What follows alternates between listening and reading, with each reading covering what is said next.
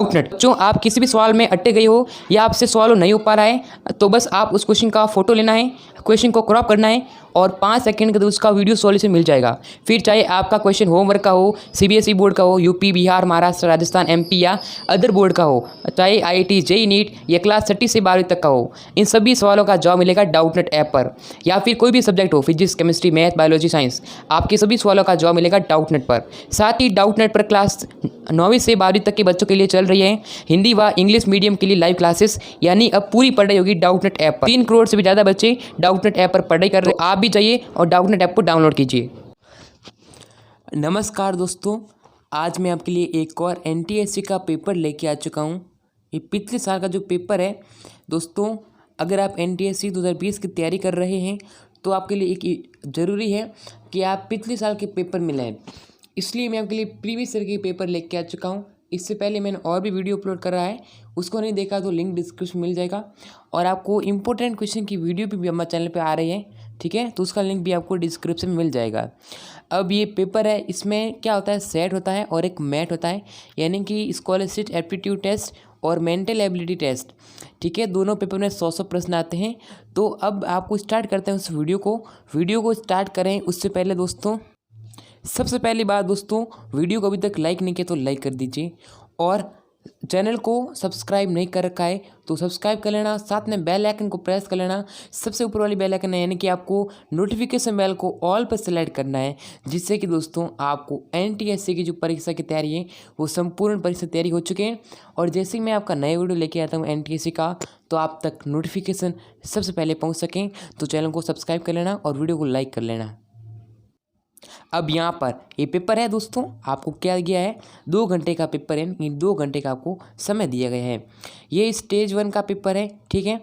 तो स्टेज 1 का पेपर चलिए देखते हैं। यहाँ से पेपर आता है पहला हमारा शैक्षिक योग्यता परीक्षा। तो पहले मैं स्कॉलरशिप एप्टीट्यूड टेस्ट ले रहा हूँ आपके सामने। तो इनमें क्या आते हैं, भौतिक विज्ञान आता है, ठीक है, विज्ञान आता है, विज्ञान वगैरह, फिर विज्ञान, सामाजिक विज्ञान और गणित के 40 विज्ञान के, 40 सामाजिक विज्ञान के और 20 आपके गणित के प्रश्न आते हैं। तो पहला यहाँ से प्रश्न है, यदि कार्य, बल तथा समय क्रमशः ABC द्वारा प्रदर्शित किए जाते हैं तो पद A/BC प्रदर्शित किसको करेगा। तो दोस्तों विस्थापन को करेगा, त्वरण को करेगा, वेग को करेगा या फिर संवेग को करेगा। इस पेपर का हिंदी मीडियम भी है और इंग्लिश मीडियम में भी क्वेश्चन को टाइप किया गया है। दोस्तों अगर आप चाहते हो इस पेपर का संपूर्ण सॉल्यूशन तो मैं आपके लिए लेके आ जाऊँगा पेपर का सॉल्यूशन, ठीक है। आपको नेक्स्ट वीडियो के अंदर मैं आपको पेपर का सॉल्यूशन भी मिल जाएगा, ओके। अब यहाँ पर दोस्तों, किसी कण का प्रारंभिक वेग 10 मीटर सेकेंड है और यानी कि यह आपका 4 मीटर प्रति सेकंड स्क्वायर हो जाता है। तो दोस्तों यहाँ पर क्या है, त्वरण से गतिशील है, तो 2 सेकंड पश्चात जो कण द्वारा की गई दूरी क्या होगी। तो इस प्रकार से देखना है दोस्तों। मैंने एक एनटीएससी का ग्रुप भी बनाया है, ठीक है। आप ग्रुप को ज्वाइन कर लीजिएगा, व्हाट्सएप ग्रुप को, जिसका लिंक मैं आपको वीडियो के डिस्क्रिप्शन में दे दूंगा। वहाँ पर क्या होगा, एनटीएससी पेपर में मिल जाएंगे। और दोस्तों ये पेपर है एनटीएससी का, आपको प्राप्त करना है तो दोस्तों आपको मिल जाएगा हमारी जो वेबसाइट है brdstudy.online वेबसाइट पर। वहाँ पर आपको PDF दे दिया जाएगा, लिंक आपको डिस्क्रिप्शन मिल जाएगा वेबसाइट का भी और इस ग्रुप का भी। सार्वत्रिक गुरुत्वाकर्षण नियंत्रक G का मात्रक क्या है दोस्तों, मात्रक बताना आपको। और एक तरंग की चाल आपको देख सकते हो। इस प्रकार से पेपर है। चलिए मैं आपको ज़्यादा टाइम वेस्ट नहीं करूँगा और इस पेपर को दिखाते चलूँगा आपके सामने। और लेंस की फोकस दूरी 25 सेंटीमीटर है, तो लेंस की क्षमता है वो डायोप्टर में क्या होगी। दोस्तों ये आपका प्रश्न डायोप्टर वाला, लेंस की क्षमता वाला हर बार एग्जाम आता है, ठीक है। और स्नेल का नियम है, ये भी इम्पोर्टेंट है दोस्तों, ठीक है, प्रतिलंब वाला। और कौन सा पद विद्युत शक्ति को प्रदर्शित नहीं करता है। और ये आपका ओम का सूत्र है, वो याद करना जरूर। और एक प्रश्न जरूर आएगा, ओम का मान निकालना, आपको उसकी वैल्यू फाइंड करना है, बहुत ही इंपॉर्टेंट प्रश्न है। चुंबकीय फ्लक्स का मात्रक क्या है, वोल्ट है, हर्ट्ज है, हर्ट्ज होगा नहीं, हर्ट्ज आवृत्ति का मात्रक है, वेबर, ओम मीटर, क्या आंसर का वो नीचे कमेंट करके जरूर बताएं। और इस पेपर का पूरा सॉल्यूशन मैं आपको नेक्स्ट वीडियो के अंदर देने वाला हूँ, ठीक है। मैं एनटीएससी का वीडियो बनूंगा, उस पर आपको दे दूंगा। अब बात करते हैं रसायन विज्ञान के। केमिस्ट्री के 13 प्रश्न आ रहे हैं, फिजिक्स के 13 आ रहे हैं और बायोलॉजी के भी 13 आ रहे हैं। 13 3 39 और ये क्वेश्चन आपके 14 का आ सकता है, ठीक है। तो अधोलिखित में देखिए तत्व का उदाहरण है, तत्व कौन सा है, देखिए जल तत्व है क्या, नमक तत्व है क्या, अमोनिया है क्या, लोहा है क्या, बताइएगा क्या कौन सा तत्व है। ओजोन अणु में ऑक्सीजन की परमाणुता कितनी होती है? ऑक्सीजन की दोस्तों O2 होता है, तो 2 आंसर होगा। सॉरी O3, ठीक है, ओजोन की बात करें O3, ठीक है, ऑप्शन नंबर 3। ठीक है दोस्तों, देखिए पॉइंट 36 जल में उपस्थित मोलों की संख्या, मोल की संख्या याद करना आपको, बहुत इंपॉर्टेंट। नाइट्रिक अम्ल की संरचना में उप संयोजक बंधों की संख्या कितनी है, ये भी इंपॉर्टेंट है। टीन द्वारा प्रदर्शित संख्याओं का युग्म कौन सा है दोस्तों? और ये ब्रांस्टेड लोडी 5 चैप्टर है ना आपका, उसमें बहुत इंपॉर्टेंट है। प्लास्टर ऑफ पेरिस का रासायनिक सूत्र बताइए। वो बहुत ऐसा हार्ड नहीं आता पेपर, आप सोच रहे हो कि पेपर थोड़ा हार्ड आता है। दोस्तों हार्ड कुछ नहीं आता है, आपको पेपर को अच्छी तरह से पढ़ना है, उसके बाद ही पेपर को क्वेश्चन को सॉल्व करना है, ठीक है। और आवर्त सारणी में सर्वाधिक विद्युत ऋणता वाला कौन सा तत्व है? फ्रियोन 12 का सूत्र कौन सा है? केमिस्ट्री के क्वेश्चन आते हैं, बहुत ही अच्छे क्वेश्चन है। फिर यहाँ पर वनस्पति बोटनी से मैं आपको बता देता हूँ, हाँ बोटनी पे भी क्वेश्चन आते हैं। पत्तियों में गति रंध्र पाए जाने में संबंधित आवास कौन सा है? सूक्ष्म पोषक तत्व कौन सा है? फिर प्रवास मूल का कहाँ पाई जाती है? ठीक है दोस्तों, मैं आपको जल्दी प्रश्न दिखा देता हूँ कैसा क्या प्रश्न पेपर आता है आपका। चिपको आंदोलन की शुरुआत राज्य के कौन से जिले से हुई है? फिर जूलॉजी से, ठीक है, ये ऐसे प्रश्न आ रहे हैं।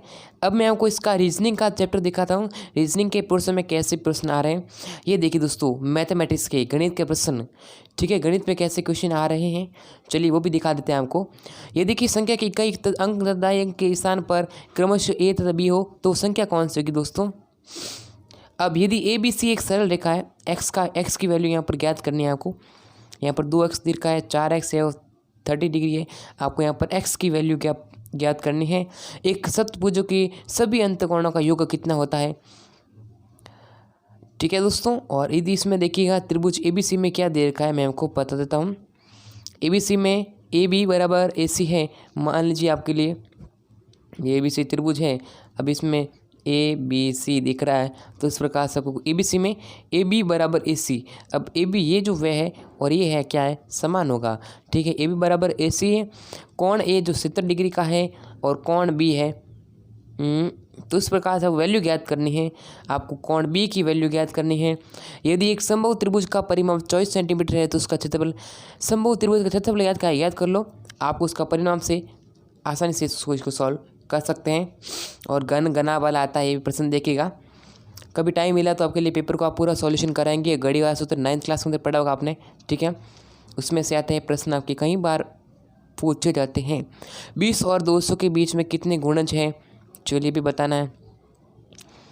ऊर्ध्वाधर जो आपका जो ऊंचाई है दूरी वाला है, उससे सभी संबंधित प्रश्न पूछ लिया गया है, ठीक है दोस्तों। यहीं से प्रश्न आता है आपके लिए, बहुत ही अच्छा पेपर है ये, सेट का पेपर है, ठीक है। मैट का पेपर मैं आपको थोड़ा जो टाइम मिलेगा तब दिखाने वाला हूँ।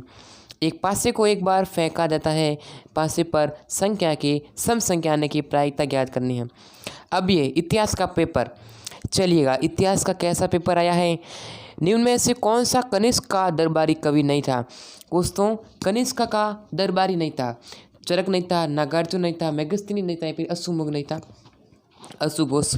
मुद्रा राक्षस का लेखक कौन सा है, लेखक कौन है दोस्तों? कालिदास, अमर सिंह, विशाख दत्त, शूद्र। क्या होगा दोस्तों आंसर? 10th में पढ़ा होगा फर्स्ट चैप्टर के अंदर, ठीक है। जंतर मंतर कहाँ पर स्थित है? जंतर मंतर जयपुर में स्थित है, ठीक है दोस्तों। और निम्नलिखित में से कौन सी घटना सबसे पहले घटित हुई है? कौन सा जो आंदोलन है वो पहले हुआ है? सवज्ञा अवज्ञा आंदोलन, सविनय अवज्ञा आंदोलन, साइमन कमीशन, भारत छोड़ो आंदोलन, या फिर व्यक्तिगत सत्याग्रह? कौन सा सीकर किसान आंदोलन से संबंधित नहीं है दोस्तों, बताना है। और ये सुमिलित करना आपको, ठीक है। सुमिलित कैसे करना है, तो क्या है आपका, किसने क्या खोज की, वही होगा दोस्तों। वाटर फ्रेम का किसने किया था वो आपको बताना है, ठीक है। चलिए नेक्स्ट क्वेश्चन की तरफ बढ़ते हैं। यहाँ से सुमिलित करना, रोपड़ कहाँ पर है? पंजाब के अंदर, लोथल हरियाणा, गुजरात। ये आपकी कालीबंगा 9th क्लास का फर्स्ट चैप्टर आपने देखा होगा, उसी में से प्रश्न पूछ लिया गया है। भारत के भरतपुर के किस शासक को जाट जाति का प्लेटो कहा जाता है? प्रथम विश्व युद्ध के बाद जर्मनी के साथ कौन सी संधि की गई? संवाद कौमुदी का प्रशासक कौन था? भूगोल से प्रश्न, जियोग्राफी से कैसे क्वेश्चन आ रहे हैं। आधुनिक भारत का मंदिर किस प्रधानमंत्री ने कहा था? तो दोस्तों पंडित जवाहरलाल नेहरू किसने कहा था, ये इसका क्वेश्चन आंसर होगा, ठीक है। रबी की फसल कौन सी है? चावल है, मक्का है, चना है, गोभी, सोयाबीन। आपको एक क्वेश्चन तो लिख के ले लो दोस्तों, ये फसल आपको जरूर याद करना है। चाहे किसी का भी उदाहरण पूछ ले कि रबी की फसल का उदाहरण बताइए, खरीफ की फसल का बताइए, जायद की फसल का बताइए, तो आपको उस क्वेश्चन को सही करना है, क्योंकि ये आपका प्रश्न बहुत ही इम्पोर्टेंट है। चलिए यहीं से अगला प्रश्न लेते हैं। राजस्थान में स्थित तांबे की खान कौन सी है दोस्तों? चलिए अगले प्रश्न की तरफ बढ़ते हैं हमारा। चलिए दोस्तों, यहाँ से क्या आता है, और ये जनसंख्या वाला राजस्थान का सर्वाधिक जनसंख्या घनत्व किसमें है? ये देखिए दोस्तों प्रश्न है, राजस्थान का सर्वाधिक जनसंख्या घनत्व वाला जिला कौन सा है? सर्वाधिक जनसंख्या किसमें है दोस्तों? तो मैं आपको बता देना चाहता हूँ, हमारे जो जनसंख्या घनत्व पूछा, ठीक है, जयपुर, अलवर, भरतपुर, दौसा, राजस्थान का पेपर है तो राजस्थान का ही पूछेगा। अगर आपका पेपर मध्य प्रदेश का है तो आपका जो क्वेश्चन है वो मध्य प्रदेश का आएगा। अगर आपका पेपर हरियाणा का है तो हरियाणा से संबंधित प्रश्न आएगा, ठीक है। अगर आपको दिल्ली है तो दिल्ली से प्रश्न आएगा। तो मेरे पास जो पेपर है वो मेरे राजस्थान स्टेट का है। आपके पास जिस स्टेट का पेपर है, जिस स्टेट का पेपर है, उसी के अकॉर्डिंग आपका पेपर पूछा जाएगा। ओके, इस बात को क्लियर है। कौन सा परमाणु ऊर्जा खनिज नहीं है? ये भी प्रश्न आता है। और ये दोस्तों राजस्थान का अक्षांशीय विस्तार कितना है? चाहे भारत में पढ़ रहे हैं, भारत का भी आता है, ठीक है, ऐसा नहीं कि भारत का नहीं आता है, अपने खुद का स्टेट का आता है, या तो भारत का स्टेट का आता है या तो अपने खुद का स्टेट का आता है। इस बात को गांठ मार लेना। अगर आप हरियाणा में रहते हैं तो हरियाणा का प्रश्न आएगा। अगर आपने पेपर मध्य प्रदेश से दिया है तो मध्य प्रदेश का भी क्वेश्चन आएगा। तो ये जो आपको नॉर्मल चीज़ें, इस बात को ध्यान रखना है, ठीक है। अक्षांशीय विस्तार पूछा है। और कौन सी नदी अरब सागर में गिरती है दोस्तों? मावट क्या है? मावट क्या है? मावट आपको पता है, ये तो कॉमन सेंस वाला प्रश्न पूछा है, व्हाट इज मावट? ग्रीष्म ऋतु में मालाबार तट पर होने वाली वर्षा, ग्रीष्म ऋतु में राजस्थान में चलने वाली गर्म पवन, ये तो नहीं होगा दोस्तों, ये भी नहीं। शीत ऋतु में यहाँ पर क्या होगा दोस्तों? आंसर बताइए जल्दी से, इस बात को आपको मैं दे रहा हूँ, ये क्वेश्चन आपके लिए, कमेंट करके जरूर आंसर बताइए इस क्वेश्चन का। चलिए दोस्तों नेक्स्ट क्वेश्चन पर बढ़ते हैं। राजस्थान में किस वर्ष को कल्प वृक्ष कहा जाता है दोस्तों? कल्प वृक्ष खेजड़ी को कहा जाता है। फिर यहाँ पर पॉलिटिकल साइंस के कैसे क्वेश्चन बने हैं, ये देखिए दोस्तों। बहुलवाद तंत्र का किसने समर्थक है, वो आपको प्रश्न पूछा है। वर्तमान में भारत में कुल कितने उच्च न्यायालय हैं, वो प्रश्न पूछ लिया दोस्तों। और ये देखिए अगला प्रश्न है, संविधान में किस अनुच्छेद के अंतर्गत उच्च न्यायालय को अभिलेख न्याय के रूप में स्थापित किया गया है? भारतीय संविधान का कौन सा अधिकार है जिसमें सभी मौलिक अधिकारों की सुरक्षा करता है? ठीक है। पंचायती राज व्यवस्था की सर्वोच्च इकाई कौन सी है? भारत में मताधिकार की जो न्यूनतम आयु है 18 वर्ष, वो कब लागू की गई थी? और यहाँ से क्या प्रश्न आया? सब प्रश्न यहीं से आ रहे हैं दोस्तों आपकी बुक से। अब ये इकोनॉमिक्स के प्रश्न है। पूंजीवादी अर्थव्यवस्था वाला राष्ट्र कौन सा है? रूस, जापान, चीन या बुल्गारिया? श्वेत क्रांति पढ़ना है दोस्तों। हरित क्रांति, श्वेत क्रांति, ये आपको क्रांति जरूर पढ़ना है। उनकी जो संबंध किसने किया था, या फिर इसकी क्रांति खोज किसने की थी वगैरह। और भारत में राष्ट्रीय आय की गणना करने वाली संस्था कौन सी है? CSO, केंद्रीय सांख्यिकी संगठन। विश्व व्यापार युद्ध की स्थापना कब हुई थी दोस्तों? पता करना, आपको बताना आंसर, ठीक है। चलिए इस प्रकार सा पेपर है NTSC का। 100 क्वेश्चन मैंने आपको बताए। पेपर मैंने आपको पूरा पेपर का एनालिसिस बताया है। अब बात करते हैं पेपर किस प्रकार से आता है। तो दोस्तों पेपर है वो ज़्यादा हार्ड, NTSC का जो पेपर है ना वो इंडिया लेवल पर बहुत ज़्यादा, मतलब अगर आपने NTSC का पेपर निकाल दिया ना तो समझो कि आपने कंपटीशन लेवल का पेपर निकाल दिया है। NTSC का पेपर कंपटीशन लेवल का पेपर आता है। तो NTSC की तैयारी कीजिएगा अच्छी सी, और पेपर को फाड़ने की कोशिश कीजिएगा। NTSC पेपर निकालना है आपको। और दोस्तों मेरे जो भी तैयारी करने वाले स्टूडेंट्स हैं उनके लिए मैं आपको NTSC की सीरीज़ लेके आ रहा हूँ, इंपॉर्टेंट क्वेश्चन की सीरीज़ लेके आ रहा हूँ, बिल्कुल फ्री दे रहा हूँ आपको। और ये मॉडल पेपर भी उपलब्ध कराएंगे हमारे चैनल के द्वारा।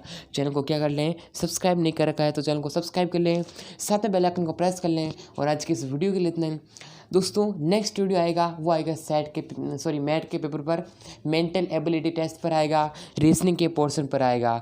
तो उस वीडियो के लिए इंतजार करिएगा। वीडियो को भी लाइक कर दीजिए, चैनल को सब्सक्राइब कर लीजिए, बेल आइकन को प्रेस कर लीजिए। आज के इस वीडियो के लिए इतना ही। हम आपसे मिलेंगे नेक्स्ट वीडियो के अंदर। तब तक के लिए जय हिंद और जय भारत।